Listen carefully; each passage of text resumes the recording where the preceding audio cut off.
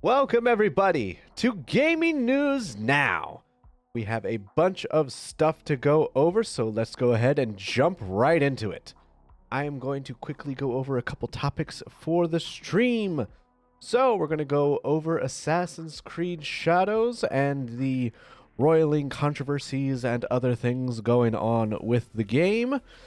We're going to go over a little bit of Inzoi news. They did a good thing, finally, thankfully.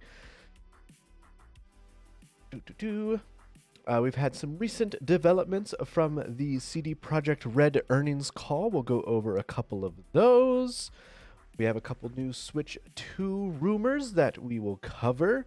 And Gameinformer is back. We'll hit all of that. Monster Hunter Wilds is getting its first big title update.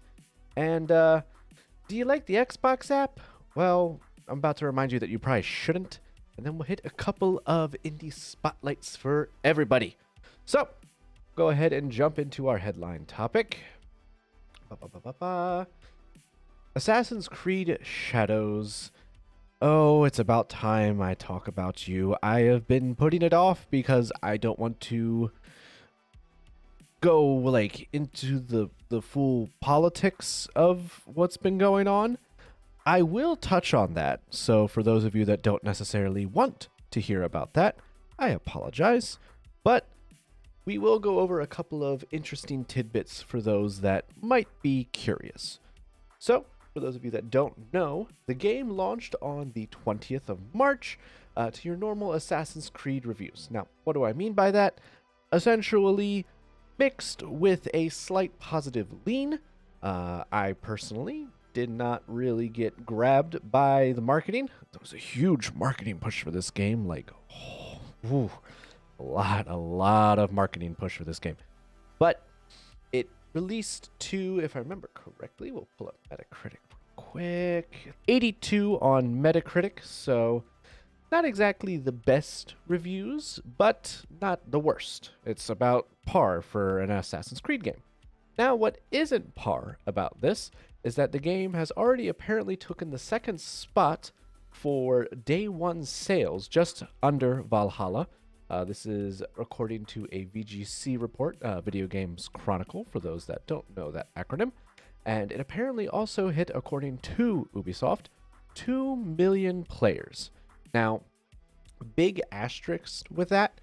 Remember that not only did this release on their own like Game Pass thing, but it released on a separate one that's a third party. Not Xbox Game Pass, is a different one. So a little bit of a caveat there. Not everyone like bought the game at full price. Also, apparently you can kind of do like a weird family share thing on PlayStation with it. So not necessarily everybody bought the game, but 2 million people have apparently played it, which pretty good. Pretty good. Now, this is all besides the fact that the game has been heavily criticized by certain people. I use that term very loosely because some of them I don't consider people in the strictest and most non-inflammatory sense.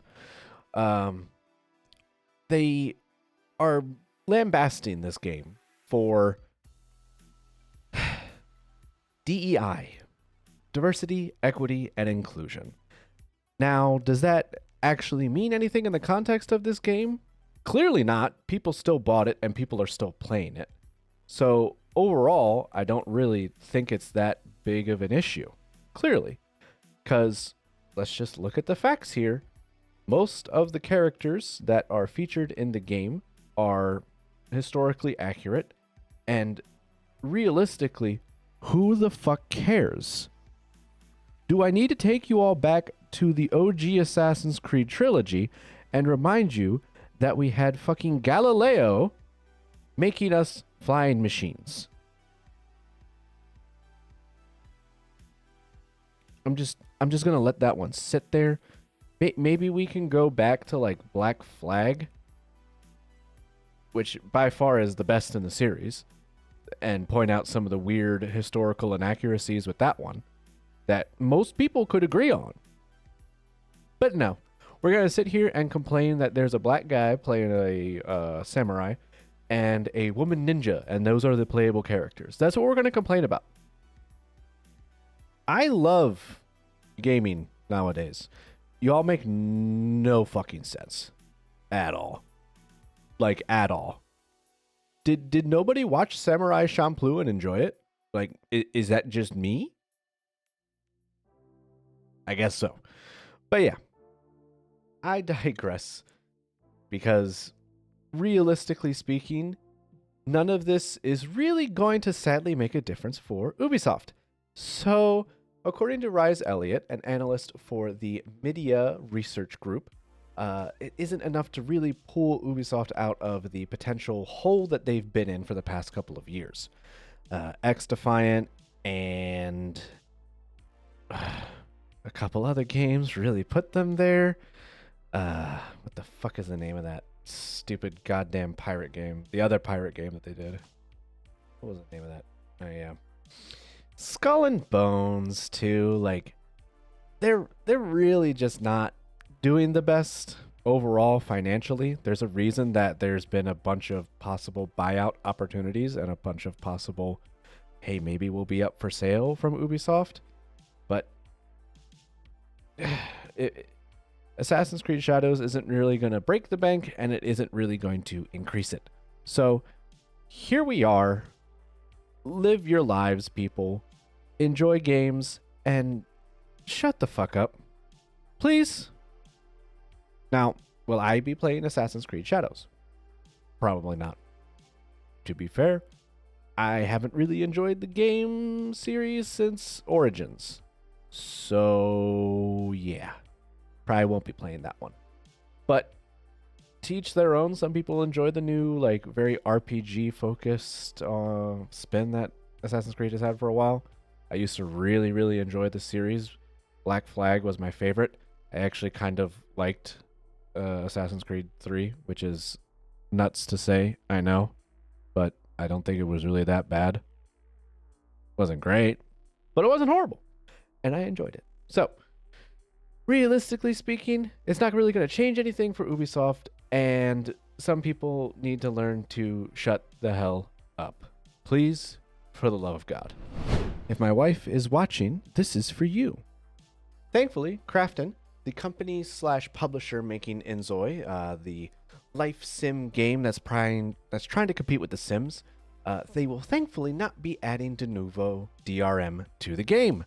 So, for those of you that don't know, de novo DRM is specifically for PCs. It is used in consoles in some capacity from what I understand, but it's not mainly for consoles. It's mainly for PCs. De novo is there to be able to try to be like some kind of stopgap way to be able to keep you from pirating a game as quickly as possible. It's trying to help not get the game cracked. But it has been known for a very semi-long time, essentially since De Novo decided that it was going to be everywhere and be very public about what they're doing and such, that everybody kind of started to notice, hey, this thing has de novo DRM on it. My game's running like crap. Could it be the DRM that's here? Maybe. Who knows? We didn't really have conclusive evidence for a while, but a lot of people were speculating that, hey, this game that has it makes it run like shit. Eventually, people kind of started testing it and realized that, hey, if it doesn't have it here, it doesn't run as shit, right? Now, besides the performance problem I have with de novo is the purpose of games preservation. Because realistically speaking, the DRM is not really keeping me from being able to pirate the game. Yes, it does make it take longer to be able to pirate a game. That does actually work. Like, de novo does what it says on the tin. It keeps a game from being pirated, but only realistically for a set amount of time. Eventually, pirators figure out a way to be able to crack the game regardless. It just happens. I think the longest one was like 99 days or something like that before they were able to fully crack the game. But, I mean, it's not doing the absolute best, as it were. So, thankfully, Crafton, who is making this new sim-like game, decided we're going to walk back the things that we were going to do with de novo, and we are not going to add it. So hopefully, what would already have been a very like CPU-bound game, doing a lot of processes in the background, doesn't have to worry about another CPU bottleneck, which is de novo, because de novo very, very much so hits the CPU extremely hard, and that's where we see a lot of that drop off in performance. So thankfully, they will not be adding it, and hopefully some other companies will figure it out and just decide to maybe, hey, make our own ways to be able to kind of stop people from pirating instead of using this thing that doesn't really seem to help or fix the issue in any way, shape, or form. So yeah, we've had a couple interesting developments from the CD Projekt Red earnings call that happened a little bit ago. They're planning a couple interesting things when it comes to the Witcher possibility of a words escape me. They're planning a couple different things that kind of lend credence to the possible why can't I talk? This is what happens. I get up and then I can't talk. Stupid streamer. They're planning on a couple things. One is going to be a whole Witcher trilogy, apparently. So Witcher 4 is going to start a whole fresh new trilogy. And it's going to be kind of releasing in, from what we gathered from the report, about 6-ish years after the Witcher 4 releases. So essentially 3 years, you'll get Witcher 5, and then 6 years, you'll get Witcher 6. Hopefully, this ends up being good. I don't think they really have any more book material to be able to work off of. So as far as I know, they're working off of fresh new material fully. Like there's no reference for anything. Granted, they didn't really follow the books very heavily from what I understand. I never actually read the books, but this is from what I've heard. Take it with a grain of salt, because I don't have a script for that one. Grain of salt. But the other thing that came out of that earnings call is that CD Projekt Red is continuing to look at ways to implement AI and its uses in the development of other games and other things. Thankfully, generative AI, specifically generative AI, is not being used to make The Witcher 4. The gaming industry as a whole uses AI in many different ways, one of those obviously being the NPCs that you interact with inside of your game. But they are thankfully not going to be using generative AI to be able to help assist in any way with The Witcher 4. But remember, CD Projekt Red has stated, and they reiterated during this earnings call, that they have a team, an internal team at CD Projekt Red that is working to be able to figure out ways to be able to implement generative AI into their game making process. How that ends up going, we don't really know, but hopefully they will not use it too heavily. I really hope. I get tired and more tired of people using generative AI in games and getting rid of jobs because of it and taking out the human element from an artistic space. It's a problem, and it's going to continue to be a problem most likely. Hopefully, they will figure out a way to implement it in a way that is helpful and also in a way that won't make them have to lay anybody off because they decided, oh, we can make more money. We hope. Hey, I really wish generative AI wasn't that big of a deal, but it is. We've had a handful of new Switch 2 rumors, and of course, they come out almost a week before the big Nintendo Direct that is going to be happening on April 2nd. That is rumored to be pretty much all about Switch 2. Now, for those of you on the stream, I'm going to let you all know that if you haven't heard, there is a surprise Switch 1 Nintendo Direct, or what we assume is a Switch 1 Nintendo Direct, happening tomorrow. So, mark your calendars if you haven't already, if you really care. But it's most likely going to be, from what I can gather and what I can guess, some kind of end of life obituary. This is what's going to happen to the Switch in the coming years, and then eventually we will end support at a later date. That's most likely what they're going to be talking about. Beyond that, we don't really know, but it is most likely happening tomorrow. So mark your calendars if you haven't already, if you haven't heard already. But a couple big things that came out of the Switch 2 rumors. So this specifically comes from Tom Henderson of Insider Gaming. He spoke to sources at GDC, the Games Developers Conference, and they said that the release is most likely June. Now, this lines up with other rumors that we were already hearing, that it's going to release sometime like June, July-ish, somewhere in like early summer area. So this lines up with that. Cool. First rumor out of the way.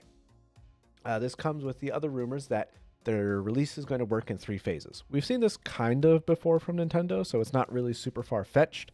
Essentially, the first is going to be like first-party releases when the console comes out in June. June. Still a rumor, so June.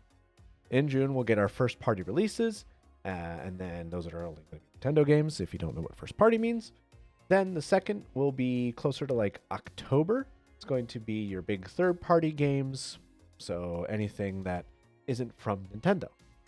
This lines up very nicely with what we like to call Broketober, where everybody releases all their games in October, so that way they can get them out and in people's hands and in reviewers' hands before the Christmas cycle begins, and maybe we can get more sales that way. It happens with a lot of different industries, and it's no different with the games industry. And then the third, which is weird because it's going to be holiday releases again in October, but they didn't really say if it's third or first party in the rumors. My guess is that this is the third phase is going to be for all of the Nintendo first party games to release in October for the holiday cycle. So the really, really, really big releases, think like if they were to make another one, the new Zelda, or I don't know, fucking Mario Kart makes the most sense to release then. Allegedly, there will also be a Switch 2 hands-on next week for media and content creators. So this is some exclusive time with the new console, and it lines up, I think, like either the day before or the day after we're supposed to get this April 2nd Nintendo Switch 2 Direct. So hopefully we get some news out of that, and hopefully we get to hear some cool stuff. I will keep you all updated live via TikTok whenever I can get like a quick video out if I hear anything interesting with that. So go ahead and follow me over there. Or we will maybe just hold on to it if it's like kind of like more than just, hey, look, here's this thing, and I'll do it on stream. So keep your eyes peeled on my TikTok, and if not, wait till the stream. Gameinformer is back. After a short-ish stint, the game magazine / news website that was shuttered by its former parent company, GameStop, is now back. The well-loved magazine is back under a new parent company, this being Gunzilla Games. They are a European game development studio / company.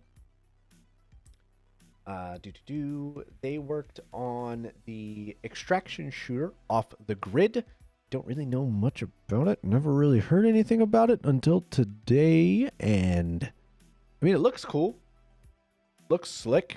Never really heard much about it, but they are thankfully helping Gameinformer to come back. The website, along with all of its posts, like all the old archive stuff, is back. So a lot of honestly important reporting about games history as a whole is finally back on the internet, along with a handful of fresh game reviews. So if you all are interested in a couple things that maybe the writers that used to work for former GameStop Gameinformer that are now back for this new version of Gameinformer, they were still working on stuff in the background, clearly. So they put out more reviews, and maybe go ahead and take a quick read, take a quick gander. Also, the monthly magazine will also be returning. So for those of you that really liked getting the old Gameinformers back in the day, I wish that I was able to convince my parents back in the day that I could get those. They always looked so cool whenever I saw them. I really, really wanted them, but never got them. I might subscribe to this one. Now that it's back, it looks really cool. I've always really loved those pieces on the front pages that I never got to have myself, but it's back and hopefully better than ever. A lot of cool stuff there. The thing that also baffles me about GameStop selling Gameinformer in the first place, I can understand that maybe it was a little too much like a money sink for GameStop. I mean, GameStop really wasn't doing well in the first place anyway.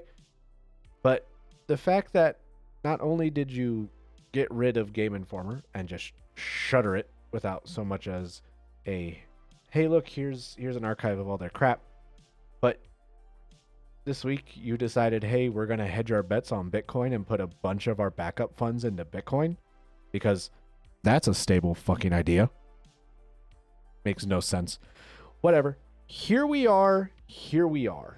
Gameinformer's back, thankfully, and GameStop is still stupid. Continue to be stupid, I guess. Monster Hunter Wilds is getting its first big update. This is coming April 3rd, so mark those calendars. The free title update number uno is finally coming out. Sadly, I did not see any word about any kind of network stability or optimization fixes. So for those of you having problems with network optimization and network stability in general and game optimization, sadly, it doesn't look like we're going to get anything. We'll have to wait till we see full patch notes. Haven't seen full patch notes yet myself. So we'll have to wait and see if we get anything better for that. Highly doubt it. But we're getting a couple cool things. So Visit Sune is being added. This monster is a very, very fun fight. If you haven't done it before, I really enjoy it. It is a very fun and interesting little battle with bubbles and a soapy experience, to say the least. Finally getting a little bit of a hub center area as well. They're calling it the Grand Hub. I was honestly getting tired of having to hop around the map the whole time and sitting through loading screen after loading screen after loading screen. So thankfully this might cut out a little bit of that. Not fully, obviously, but just a little bit would be nice. Oh, and who could forget? Of course they decided to tease the next monster. For those of you that don't want spoilers, turn off your ears if you can. If not, plug them. We are getting Lagiacrus. They teased him at the end of the trailer. We love to see the return of Monster Hunter Tri's annoying little asshole. Well, he's not little, but whatever. Here we are. He's back. He's big and hopefully better than ever. And hopefully we don't have to do underwater fighting.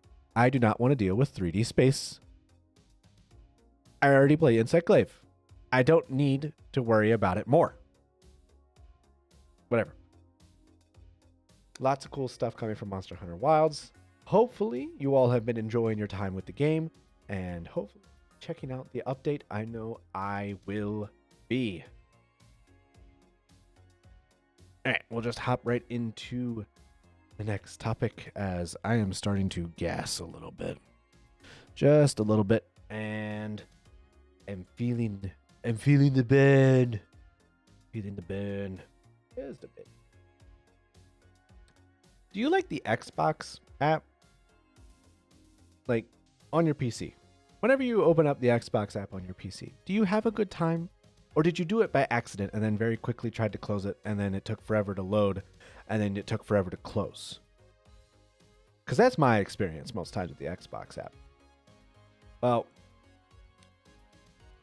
I don't know that Daddy Microsoft got the message that we don't really like the Xbox app, but it thinks it can maybe win you back by doing something similar to GOG Galaxy.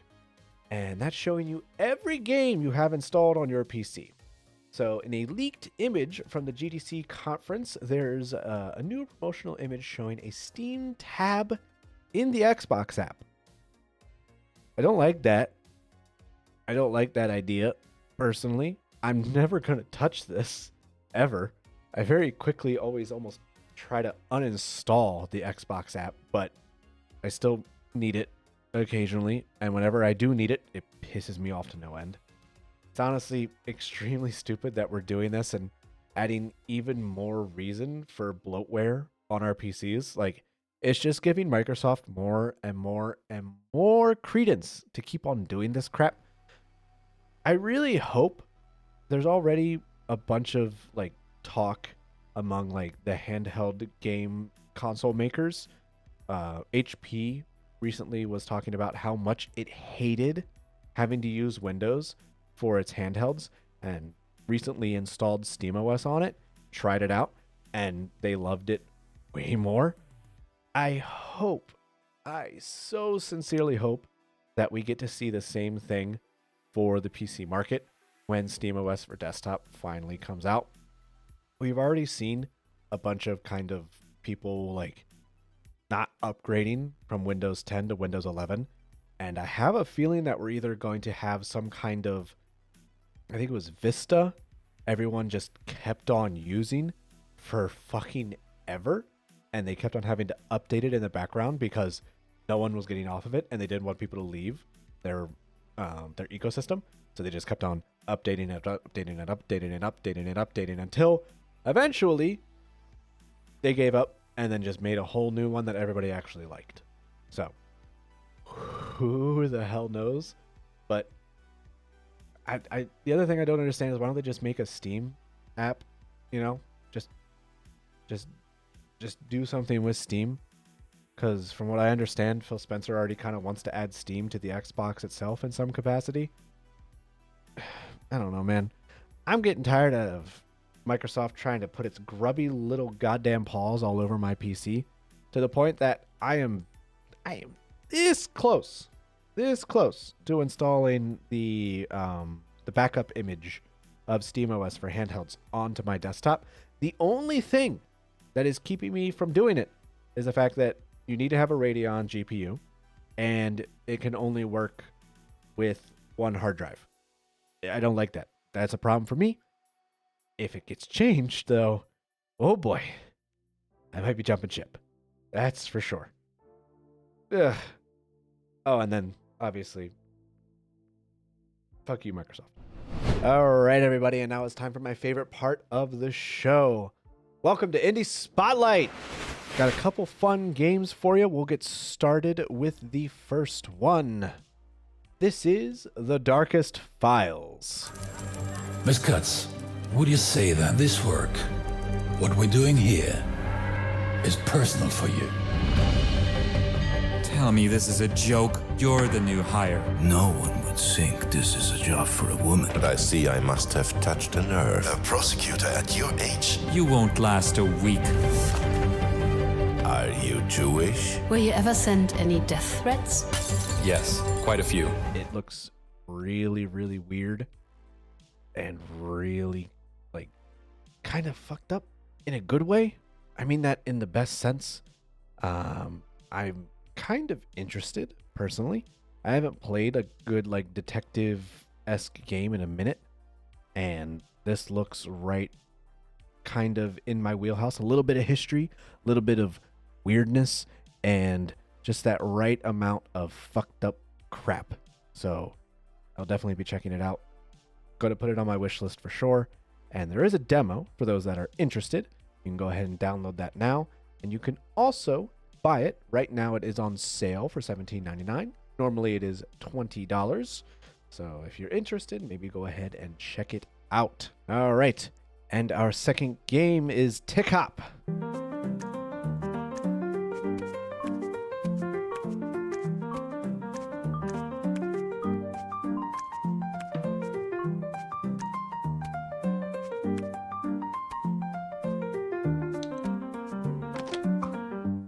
For the more astute among you, while you were watching that, you might have noticed, hey, there's a timer there. And the game is called Tick Hop. I know a little bit about game dev. I know that certain things work off of what's known as ticks inside of a game. Well, the whole idea behind this game is, while yes, it's a precision platformer, you're running against the clock. And you can add to the clock and maybe subtract from it, depending on the certain things that you do. And almost everything inside of the world works off of that same exact tick clock that you're seeing above your character at all times. It looks super, super interesting for those of you that enjoy any kind of precision platformers. This one is also already out. Currently, it's got an introductory offer going on.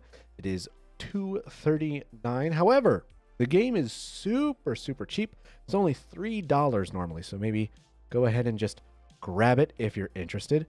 I might be checking this one out. I enjoy a couple different kind of platformer-esque games. It's not normally my wheelhouse, but I might check this one out. The premise interests me just enough. Alrighty, everybody. I hope you enjoyed, and I hope that you have a good day, evening, or night, and I hope to see you next time.